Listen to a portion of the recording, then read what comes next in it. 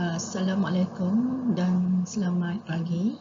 Okey, untuk murid-murid, hari ini kita akan memulakan pelajaran di buku teks muka surat 98. Okey, di teks muka surat 98 ni kita akan tengok tajuknya ialah Idola Dilita. Ya. Idola Dilita ni kita akan menjawab soalan pemahaman berdasarkan soalan yang diberi. Ya. Jadi murid-murid diharap dapat membuka buku teks muka surat 98 untuk lebih jelas lagi.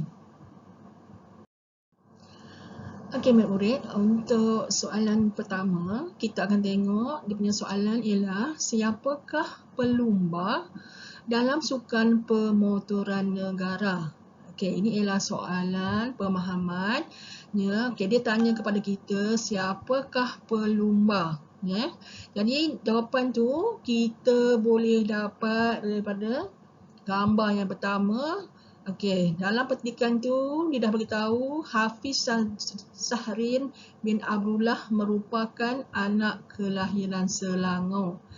Beliau dilahirkan pada 5 Mei 1994. Beliau telah mengharumkan nama negara dalam bidang sukan pemotoran.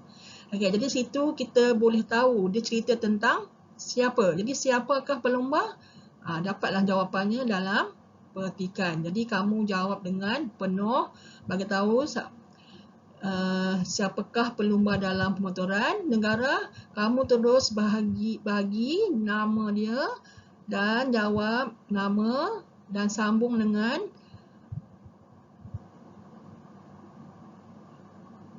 ialah pelumba dalam sukan pemotoran negara. Okey, sama juga untuk soalan yang kedua. Okey, soalan kepahaman yang kedua. Dia bertanyakan di manakah negeri kelahiran beliau? Maksudnya dia bertanyakan di manakah negeri kelahiran Hafiz Sahrin ni. Jadi kamu boleh dapat jawapannya daripada petikan tu. Dia ada bagi tahu tu. Dia merupakan okey. Jadi kamu jawab negeri kelahiran beliau ialah, dia tanya negeri ya. Jadi negeri kelahiran beliau ialah okey. Untuk soalan ketiga, apakah kejayaan yang telah diperoleh beliau? Maksudnya dia tanya apa dia kejayaan yang beliau telah dapat. Jadi kamu hanya bagi kejayaan. Apa kejayaannya? Kamu tengok ya.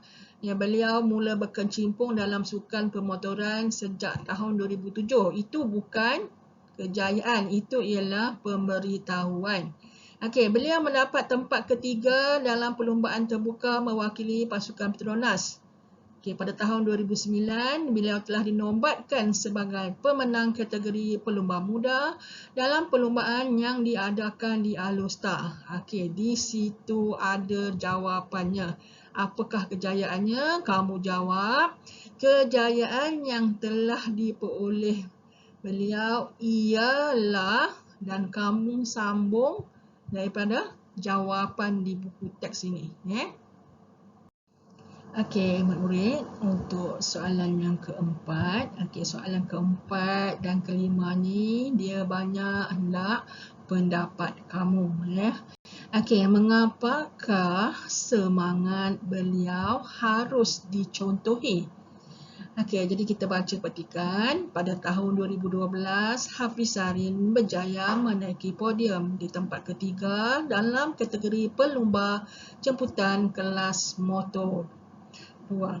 Kemudian beliau mendapat tempat kedua dalam perlumbaan kelas motor 2 di San Marino, Itali, dan mendapat tempat ketiga di Motegi, Jepun. Kamu tengok di sini ya. Jadi beliau bukan sekadar berlumba di dalam negara, beliau juga telah pergi ke peringkat antarabangsa. Ini ada di Itali dan di Jepun. Hafiz Sahrin telah melangkah sejarah menjadi pelumba pertama negara. menjadi pelumba pertama negara Malaysia dan Asia Tenggara ya, yang berlumba di kelas utama MotoGP.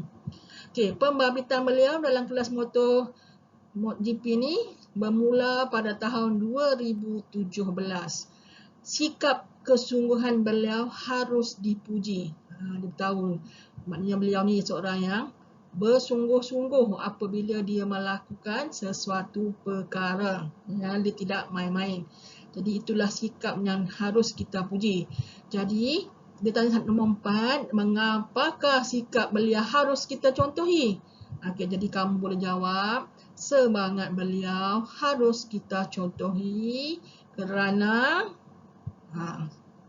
sikap apa sambung dan kenapa sambung. Okey, untuk nombor 5, soalan kelima. Sekiranya kamu berminat untuk berlumba, di manakah tempat yang sesuai? Mengapa? Okey, jadi dia masuk sini, janganlah kamu kata kamu tak berminat nak berlumba. Kamu kena jawab juga di manakah tempat yang sesuai. Jadi kamu jawab, jika sekiranya kamu tukar jadi sekiranya saya berminat untuk berlumba, tempat yang sesuai ialah, kamu bagilah jawapan yang mana sesuai. Okey, mengapa? Yang sesuai kerana, okey, kamu kena jawab tempat yang sesuai. Jangan jawab di tepi jalan, jangan jawab di jalan raya. Kena pilih tempat yang sesuai, di mana sepatutnya kita berlumba. Dan mengapa kita pilih tempat tu? Okey, jadi kamu kena jawab dengan betul. Jangan jawab dengan cincai je, jawab betul. Maksudnya kamu kena tahu di mana tempat yang sesuai dan mengapa kita pilih tempat tu. Okey, jadi dengan penerangan tadi, kamu rujuk muka surat 98 ni dan kamu jawablah soalan pemahaman yang terdapat dalam buku ni di buku 2. Ada 5 soalan. Kamu jawab nombor 1, siapakah pelumba dalam sukan pemotoran negara? Jawab dan selang satu baris dan jawab soalan yang kedua sehinggalah soalan yang ke-5. Okey, jadi cikgu harap kamu akan dapat menyiapkan kerja rumah ini. Okey, sekian. Terima kasih.